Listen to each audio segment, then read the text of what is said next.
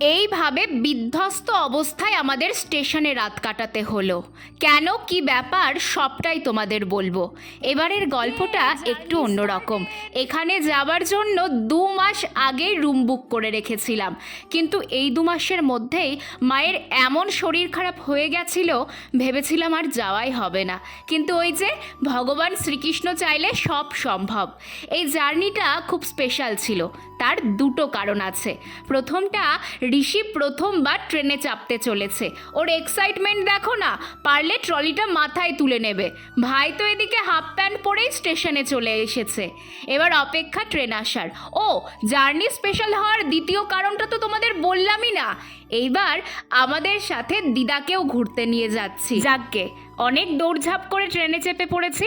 ঋষি ট্রেনে উঠে খুব খুশি, কিন্তু পরে যে এমন হবে ও কল্পনাও করেনি। পরের পার্টে তোমাদের সবটা বলছি।